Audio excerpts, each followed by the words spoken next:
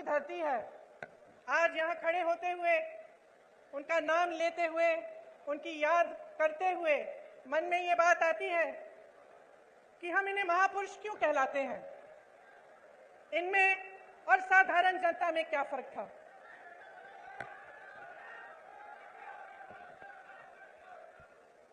फर्क ये था कि इन्हें हम महापुरुष इसलिए कहलाते हैं क्योंकि उन्होंने आजीवन जनता के लिए संघर्ष किया। एक जनता के साथ भरोसे का रिश्ता जोड़ा और उस भरोसे को जीवन भर नहीं टूटने दिया। इसीलिए आज भी उनके गुजर जाने के सैकड़ों साल, दशकों बाद हम उनकी याद करते हैं और उनको नमन करते हैं। मेरी दादी इंदिरा गांधी जी भी एक इसी तरह की महापुरुष थी, पुरुष नहीं थी, मतलब एक बहुत बड़ी हस्ती थी जिन पर आपका पूरा भरोसा था। और आपका भरोसा इसलिए था क्योंकि उन्होंने दिन रात आपके लिए काम किया। एक भावनात्मक रिश्ता था और आज यहां खड़े हुए उस रिश्ते की भी मुझे याद आती है। हम छोटे थे, हमें आपकी कहानियां बताती थी, आपकी संस्कृति के बारे में बताती थी, और जो रिश्ता आपके और उनके बीच था वो आदर का रिश्ता था, प्रेम का रिश्ता था, श्रद्धा का रिश्ता था। ये एक तरफा नहीं था। ये बात नहीं थी कि सिर्फ आप उनसे प्रेम करते थे या उनके प्रति आपके दिल में श्रद्धा थी। उनके दिल में भी आपके लिए श्रद्धा थी, उनके दिल में भी आपके लिए प्रेम था, और वो आपकी संस्कृति की, आपकी के प्रति उनके दिल में श्रद्धा और आदर थी।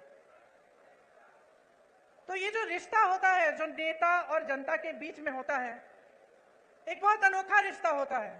जैसे मैंने कहा, इस रिश्ते को अगर नेता निष्ठा से सींचता है, काम करके दिखाता है, तो ये रिश्ता मजबूत बनता है। तो एक ऐसा रिश्ता बनता है जैसा इंदिरा जी का आपके साथ था। आजकल परिस्थितियां काफी अलग हो चुकी हैं।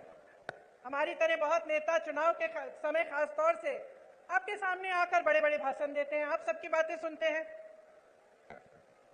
मैं भी सुन रही थी। आज सुबह जब मैं उठी, मैंने कहा मैं देखती हूँ मोदी जी क्या भाषण दे रहे हैं, क्योंकि वो क्या कह रहे हैं वो भी सुनना जरूरी है। तो मुझे ताज्जुब हुआ कि जो जो हम कहते हैं वही वो कहते हैं। हम कहते हैं उन्होंने घोटाले किए, वो कहते हैं हमने किए।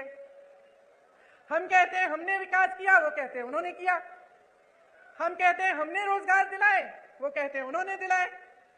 तो मैं सोच रही थी कि ये तो भाषण तो सभी सेम कहते हैं, वही भाषण है। तो जनता को कैसे पता चलेगा कि कौन क्या कह रहा है और इस बीच सच्चाई क्या है? हाँ, मुझे मालूम है। मैं यहाँ आ रही थी तो मैंने कुछ लोगों से पूछा, नौजवान खड़े थे, मैंने पूछा कि भाई क्या लगता है इस चुनाव में क्या होने वाला है, मध्य प्रदेश का भविष्य क्या है? कहने लगे राजा जा रहा है। तो मैंने कहा अच्छा क्यों? कहने लगे कि इस बार हमारा वोट रोजगार के लिए डलेगा।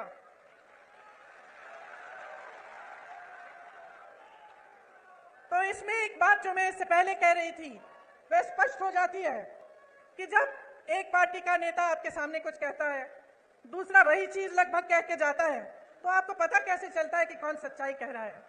पता आपको तब चलेगा जब आप अपने ही अनुभव पर उतरेंगे। आपका अनुभव क्या है? आपका जीवन क्या है? आपके संघर्ष क्या है? क्या महंगाई बढ़ी है पिछले 18 सालों में? बताइए। 10 गुना? पिछले 5 सालों में, 3.5 सालों में, जब से इनकी सरकार रही है तब से बढ़ी है कि घटी है? बढ़ी है। रोजगार मिले हैं आपको? नहीं। मेरे किसान भाई जो खेती छोड़ के यहाँ आए हैं, बताइए आपका जीवन ज्यादा मुश्किल हुआ है कि ज्यादा आसान? मुश्किल हुआ है। आपको मालूम, आप कह रहे हैं किसानों की आत्महत्या 17,000 में, मैंने अभी एक आंकड़ा सुना कि लगभग 17,000 नवयुवकों ने आत्महत्या की है पिछले 18 सालों में। तो सोचिए कि आपकी सच्चाई आज क्या है। किसी की बातों में मत पड़िए, मैं तो कहती हूं मेरी बातों में भी मत पड़िए, अपनी सच्चाई और अपने अनुभव में पड़िए और उस अनुभव के आधार पर अपना निर्णय लीजिए। आज हम इस देश में खड़े हैं जिस पर हम सबको गर्व है। और गर्व क्यों है? क्योंकि अगर आप आसपास के देशों को देखेंगे तो शायद हमारा एक देश है इन सारे आसपास के देशों में जो आजादी के बाद एक लोकतंत्र माना जाता था और जिसका लोकतंत्र हमेशा मजबूत रहा है। और ये लोकतंत्र हमारे संविधान में गढ़ा हुआ है। जिन्होंने हमारे संविधान को लिखा और बनाया, उन्होंने जीवन इस देश के लिए दिया। एक नहीं थे, बहुत सारे लोग थे हमारे स्वतंत्रता सेनानी। और हमें गर्व है आज अपने देश पर, जिसके संविधान में लिखा है कि हर जने को समान अधिकार मिलना चाहिए। हमारी कांग्रेस की सरकारों ने पंचायतों को सत्ता देकर यह अधिकार मजबूत बनाया। आज देखिए आज की परिस्थिति क्या है। आज तमाम पंचायतों को मुश्किलों में डाल दिया है और जहां हमने पंचायतों के लिए व्यवस्था लागू की, भाजपा सरपंचों के अधिकारों में कटौती ला रही है, आपको कमजोर कर रही है। राज्य भर में आज पटवारी 1 महीने से हड़ताल पर बैठे हैं। जितने भी काम आपको कराने पड़ते हैं सब काम रुक गए हैं। आप भटकते रहते हैं इधर से उधर। उनकी अपनी मांग है, उनको भी सरकार ने सहायता नहीं दी, वे हड़ताल पे बैठे हैं। ये स्थिति है आज यहाँ की। 18 सालों में 250 से ज्यादा, 250 से ज्यादा घोटाले हुए हैं। अगर हम उसकी लिस्ट बनाने चले तो हम यहाँ पे 2 घंटे के लिए खड़े रहेंगे। बच्चों के पोषण का घोटाला, मिड डे मील का घोटाला, बच्चों के एडमिशन का घोटाला, सर्व शिक्षा अभियान में घोटाला, स्कॉलरशिप में घोटाला, भर्ती की परीक्षाओं में घोटाला, नौकरियों में घोटाला, धार में यहाँ के डैम के बनाने में भी भ्रष्टाचार हुआ। इससे क्या पता चलता है आपको? आप अगर मेहनत करते हैं, खेती में काम में मेहनत करते हैं, कहीं नौकरी करते हैं तो किस लिए करते हैं? मेरी बहनें, आप घर पे मेहनत करती हो, सारा घर परिवार संभालती हो, किस लिए करती हो?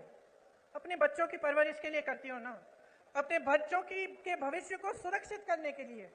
हम हमेशा सोचते हैं कि हमारे बच्चे बड़े होकर हमसे कुछ ज्यादा ही करें। अगर हम खेती करते हैं, हम सोचते हैं कि चलो इसको पढ़ाएंगे लिखाएंगे, इसकी और हमारे से बड़ी ज्यादा नौकरी होगी। अगर हम कहीं पे नौकरी करते हैं, हम सोचते हैं चलो इसको और पढ़ाएंगे लिखाएंगे ताकि हमसे भी ज्यादा कमाएं, हम बूढ़े होंगे हमारी देखभाल करें। यही हमारा मकसद होता है। चाहे जितने भी लोग आज यहाँ बैठे हैं, सब चाहते हैं कि अपने बच्चों का भविष्य मजबूत हो, उनकी तरक्की हो। और जब आप सामने देखते हैं कि चाहे पाठशालाओं में, चाहे भर्ती में, चाहे आपकी नौकरियों में, चाहे कुछ भी हो, हर चीज में घोटाला भ्रष्टाचार है, तो कैसे मायूस होते होंगे? तो कैसे आपका दिल मजबूत बने और आप आगे बढ़ते चले जाएं? जब आपने किसी पर भरोसा किया, आपने अपना पूरा भरोसा एक नेता में डाला, एक पार्टी में डाला, और आपको पता चला कि 3.5 सालों से, उससे पहले भी जब इनकी सरकार थी, तो सिर्फ भ्रष्टाचार करते रहे।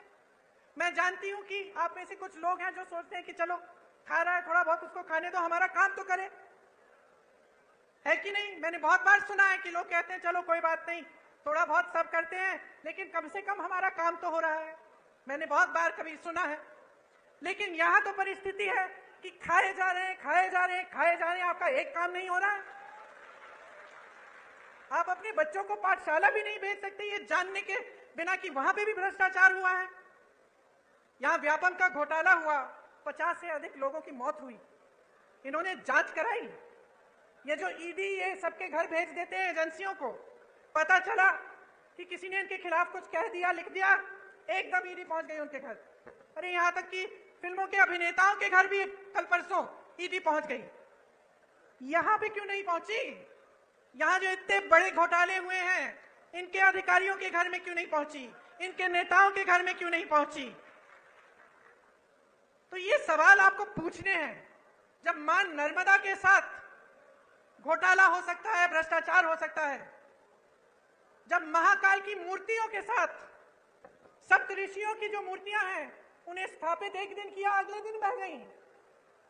इनके साथ जब भ्रष्टाचार हो सकता है, जब भगवान के साथ कोई घोटाला और भ्रष्टाचार करने की हिम्मत करता है, तो क्या समय नहीं आ गया है इनको बदल डालने का? बताइए।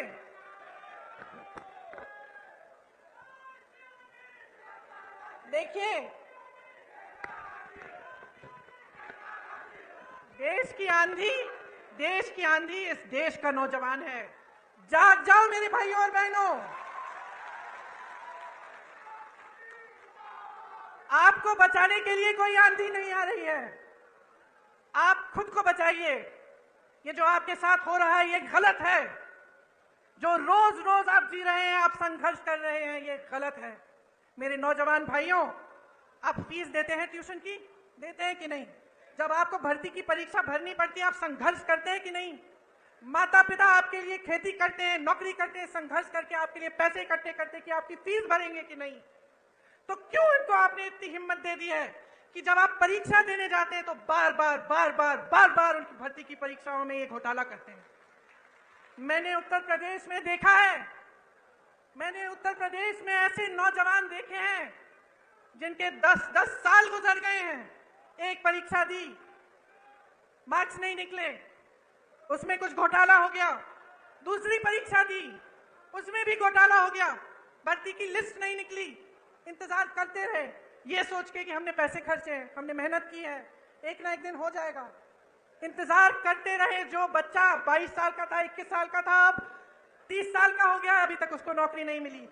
ये परिस्थितियां हैं इन प्रदेशों में जहां भाजपा सरकार में है, सत्ता में है, क्योंकि इनका अहंकार बहुत बढ़ गया है। मेरी बहनों और भाइयों, बहुत ज्यादा लूट होने लगी है और कोई रोक, कोई लगाम नहीं है। आप सोच